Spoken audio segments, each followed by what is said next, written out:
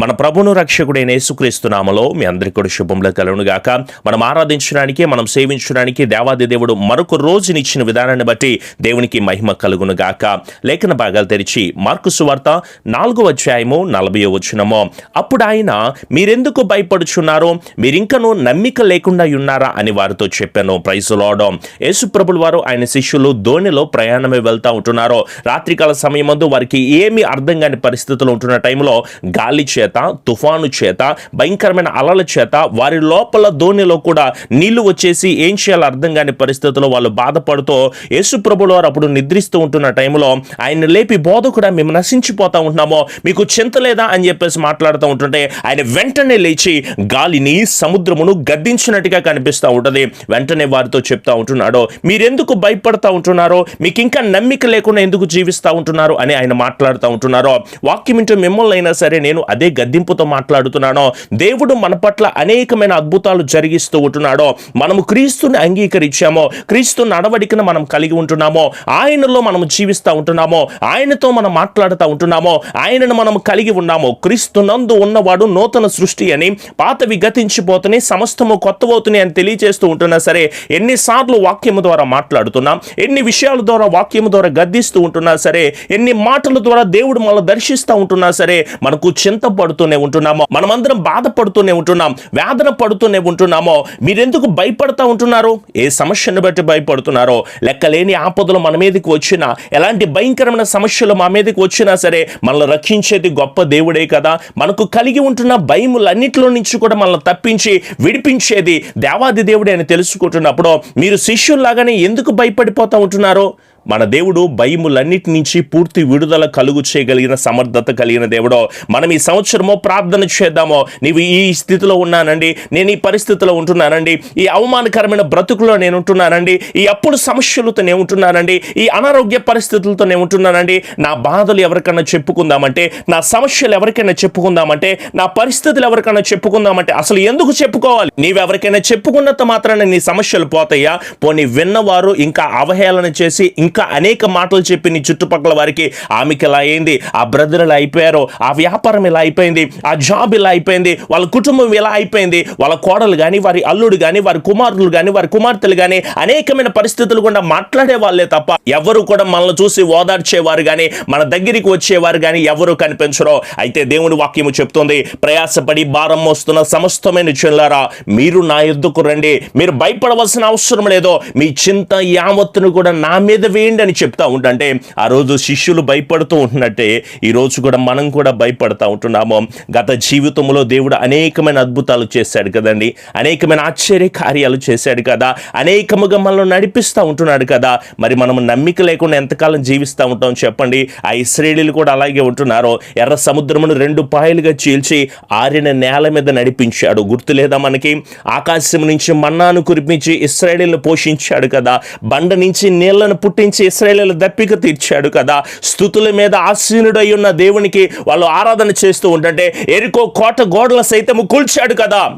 నోవాహుని జలప్రళయం నుంచి తప్పించలేదా? బానిసగా అమ్మబడిన యోసేపుని హెచ్చించి ఆ దేశపు ప్రధానిగా మార్చలేదా? యెహోషువ ప్రార్థన చేస్తూ ఉన్నట్టే ఈరోజు నీవు నేను కలిసి ప్రార్థన చేస్తూ ఉన్నట్టే ప్రతి ఒక్క బానిస సంఖ్యల నుంచి మీరు పూర్తి విడుదల పొందుకొని నా దేవుడు మాట్లాడుతున్న శ్రేష్టమైన మాట వైపు గనక మీరు తిరిగి ఉంటే ఎందుకు నమ్మిక లేకుండా ఉంటున్నారో? మీ పట్ల ఎన్ని అద్భుతాలు జరిగించలేదో, నువ్వు మరణపై పరిస్థితుల్లో ఉంటే లేవనెత్తలేదా? నీవు సమస్యల్లో ఉండి ఆయనకు మొర్ర పెట్టుకుంటే నీకు సమాధానం ఇవ్వలేదా? ఎందుకు కృతజ్ఞత లేని వారిగా జీవిస్తారో?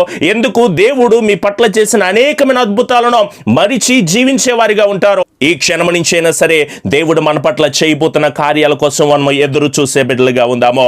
నీ శ్రమ, నీ ఉద్యోగ సమస్య, నీ గర్భఫల సమస్య, అందరూ ఉన్న అనాథగా బ్రతుకుతున్నాననే ప్రతి ఒక్క సమస్య నుంచి కూడా నా యేసయ్య విడుదల కలుగు చేస్తాడు. ఎందుకంటే ఆయన ఒక్కడు మాత్రమే విడుదల కలుగు చేయగలిగిన సమర్థత కలిగిన దేవుడు. నేల మీద నుంచి దరిద్రులు లేవనెత్తేది ఆయనే. నలిగిపోయిన, కృంగిపోయిన జీవితాలను జీవిస్తూ ఉంటున్నావు పాస్టర్ గారు. ఎన్ని శ్రమలో, ఎన్ని ఇబ్బందులు, ఒక సమస్య పోతే ఇంకొక సమస్య, ఒక వేదన పోతే ఇంకొక వేదన, ఒక బాధ పోతే ఇంకొక బాధతో అని బాధపడతా ఉంటున్నారు కదా. బాధింపబడు వారి పక్షాన వ్యాజ్యమాడు వాడు ఆయనే. బలము కలిగిన వారి చేతుల్లో నుంచి, భయంకరమైన పరిస్థితుల్లోంచి దీనులను విడిపించేవాడు ఆయనే. పేదలను కటాక్షించేది ఆయనే. శ్రమ పడుతున్న వారిని రక్షించేది ఆయనే. దారిద్ర్యంలో ఎలాంటి దీనమైన పరిస్థితుల్లోనే ఉన్నా సరే నీకు న్యాయము తీర్చేవాడు ఆయనే. మీరేమి దిగులు పడాల్సిన అవసరం లేదో. తండ్రి లేరు పాస్టర్ గారు అని చెప్పేసి అంటున్నారు, పేదవాళ్ళుగా రోగ శయ్యి మీద పడుకున్నామంటున్నారు, విధవరాండ్రుగా మేము ఉంటున్నామంటున్నారు. తండ్రి లేని వారికి సహాయకుడిగా ఉండేవాడు, దిక్కులేని దరిద్రులకు ప్రార్థన నిరాకరింపక ఆ ప్రార్థన ఆలకించువాడు ఆయనే. పాస్టర్ గారు మాకు వివాహాలు లేవండి అని బాధపడుతున్నారేమో, ఏకాంగులను సంసారులుగా చేయువాడు ఆయనే. ఆయనను బట్టి నేను అతిశయపడతా ఉంటున్నాను.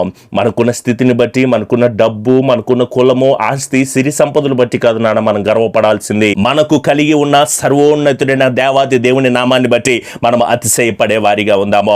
ఈ రోజు నుంచి మీరు ఎవ్వరు కూడా దుఃఖపడాల్సిన అవసరం లేదు.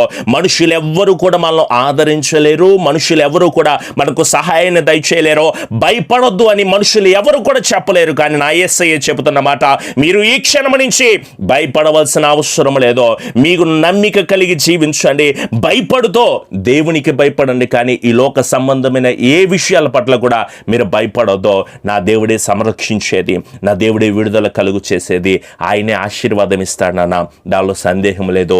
మరి ఆయన అడుగుదామా, ప్రభువా నన్ను ఆశీర్వదించువా, ప్రభువా నన్ను దీవించువా, ప్రభువా నీ సన్నిధిలో నేను నిలబడ్డాను నాయన అంటూ మీ దగ్గర ఆయిల్స్ ఉంటే తప్పకుండా తీసుకోండి, అలాగే వాటర్ ఉన్నా కూడా తీసుకోండి. వాటిని పట్టుకుని మనమందరం కూడా ప్రార్థన చేద్దాము.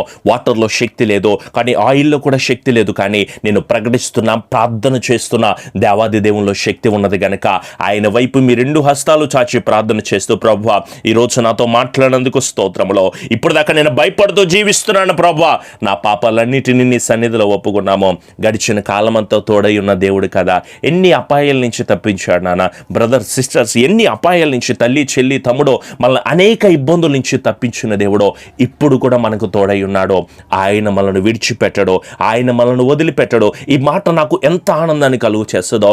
నేను వదిలిపెట్టేసిన, నేను విడిచిపెట్టేసిన, నాకున్న జాబును బట్టి, నాకున్న వ్యాపారాన్ని బట్టి, నాకున్న పరిస్థితులు బట్టి నేను దేవుని వదిలిపెట్టినా సరే ఆయన నన్ను ఎన్నడూ కూడా వదిలిపెట్టని దేవుడు, విడిచిపెట్టని దేవుడు. ఈ కరోనా సమయంలో కూడా దేశ విదేశాల్లో ఉంటున్న బిడ్డలందరినీ, మన ఆత్మీయమైన కుటుంబాలన్నింటినీ, ఇక్కడ వాక్యం వింటున్న, అలాగే లైవ్ ఆరాధనలో వాక్యం వింటున్న ప్రతి ఒక్కరిని కూడా దేవుడు తన సంరక్షించి, నడిపించి, స్థిరపరిచి, కృపదయ చేస్తున్న విధానాన్ని బట్టి దేవాది దేవునికి మహిమ కలుగును గాక. ఆయన స్తుతిస్తూ మనం ప్రార్థన చేద్దాం, ఆయన మహిమపరుస్తూ మనం అందరం ప్రార్థన చేద్దాము. స్తుతి, మహిమ, ఘనత కేవలము దేవాది దేవునికే చెల్లును గాక. ఆమెన్. కృపాసత్య సంపూర్ణుడా, మా గొప్ప దేవా, మీ ఘనమైన కృప కలిగిన శ్రేష్టమైన మీ అద్భుతకరమైన మాటను బట్టి మీకు వందనములు తండ్రి. ఆనాడు శిష్యులు భయపడిపోతూ ఉంటుంటే మీరు మాట్లాడిన మాట, భయపడొద్దు, నమ్మిక కలిగి ఉండి. ఎందుకు మీకు నమ్మిక లేదని మీరు మాట్లాడారు ప్రభువా. అనేక అద్భుతాలు చూస్తున్న శిష్యులే వారు నమ్మికను కోల్పోతూ ఉంటున్నారు తండ్రి. వారికి మరణాపాయ పరిస్థితి వచ్చేసిందని బాధపడుతూ ఉంటున్నారు దేవా. ఈరోజు మాకు ఎలాంటి స్థితిని మేము ఎదుర్కొంటున్నా సరే మీరు ఏ స్థితిలో ఉన్న భయపడవలసిన అవసరం లేదని మాకు ధైర్యాన్ని కలుగు చేస్తున్న దేవా, మీకు స్తోత్రములు తండ్రి. మరొక మారు మీ వైపు చేతులు జోడించి మేమందరము ప్రార్థన చేస్తున్నాము దేవా. ఒక్కసారి మీ కృపా కనికరమును మీరు మాకు దయచేయండి నాయన. ఉదయకాలపు లైవ్ ఆరాధనలో, రాత్రికాలపు లైవ్ ఆరాధనలో, అలాగే అనుదిన వాగ్దానంలో మీరు మాతో మాట్లాడుతున్నందుకు మీకు స్తోత్రములు నాయన. నిమిత్త మాత్రుని ఎందుకు పనికిరానటువంటి వాడిని ప్రభువా, వాక్యము ద్వారా, నీ వాయిస్ ద్వారా మీరు మాతో మాట్లాడుతున్నందుకు మీకు స్తోత్రములు చెల్లిస్తున్నాము దేవా. ప్రతి కుటుంబ ప్రార్థన అవసరత మీ పాదాల చెంత ఉంచుతున్నాము తండ్రి. గొప్ప విడుదల, గొప్ప ఆశీర్వాదమును, నెమ్మదిని, సమాధానాన్ని, కృపను, ఆశీర్వాదాన్ని బిడ్డల కుటుంబాల్లో మీరు అనుగ్రహించండి దేవా. మా దుఃఖానికి ప్రతిగా సంతోషం ఇచ్చి నడిపించండి దేవా. మా దేశంలో ఉంటున్న అనేక బిడ్డలు మీరు దీవించండి. విదేశాల్లో ఉంటున్న ఆత్మీయమైన కుటుంబములన్నిటినీ కూడా మీరు దీవించండి ఆయన. వైద్యులకు, పోలీసులకు, కార్మికులకు, ప్రభుత్వాలకు మంచి జ్ఞానాన్ని మీరు దయచేయండి ఆయన. అప్పుల బాధల్లో నుంచి విడుదల మీరు దయచేయండి. అనారోగ్యాల నుంచి నెమ్మదిని మీరు దయచేయండి. తాగుడు జీవితం నుంచి, వ్యభిచార జీవితం నుంచి, పాపసహితమైన కార్యాల నుంచి, ప్రతి దురాత్మ శక్తి నుంచి కూడా యేసు నామములో నీ బిడ్డలకు విడుదల మీరు దయచేసి ఆశీర్వదించండి ఆయన. స్వస్థత లేకుండా బాధపడుతున్నారేమో, నీ బిడ్డ ఆయిల్స్ పట్టుకుని ప్రార్థన చేస్తూ ఉండగా, వాటర్ పట్టుకుని ప్రార్థన చేస్తూ ఉండగా, వాగ్దానంలో పట్టుకుని ప్రార్థన చేస్తూ ఉండగా, ఈ సంవత్సరంలో నీ బిడ్డల పట్ల మీరు ఇచ్చిన మాటలను నెరవేర్చి, స్థిరపరిచి, దీవించి, బలపరిచి, కృపనిచ్చి, క్షేమాన్నిచ్చి, అభివృద్ధినిచ్చి, ఆశీర్వాదకరంగా మీరు నడిపించి, బలమును దయచేసి అత్యున్నతమైన స్థితిలో బిడ్డలందరి చుట్టూ మీ అమూల్యమైన కాపుదల మీరు అందించి బలమును దయచేయమని మా ప్రియ రక్షకుడైన యేసు నామములో అడుగుచున్నాము తండ్రి. ఆమెన్. అందరూ ఆమెన్ చెబుదాము. ఆమెన్. మన తండ్రి అయిన దేవుని కుమారుని యొక్క కృప, పరిశుద్ధాత్మని యొక్క అన్యోన్య సహవాసపు సన్నిధి ఎల్లకాలము ఆత్మీయమైన కుటుంబములకు, అలాగే లైవ్ కార్యక్రమంలో పార్టిసిపేట్ చేస్తున్న ప్రతి కుటుంబంలో కూడా మీ ఆత్మ, మీ కృప బిడ్డలకు తోడై ఉండి నడిపించబడును గాక. ఆమెన్. యేసు రక్తమే జయం, సిలువ రక్తమే జయం. ప్రభు యేసు నామములో సంపూర్ణ జయము కలుగును గాక. ఆమెన్. ఆమెన్.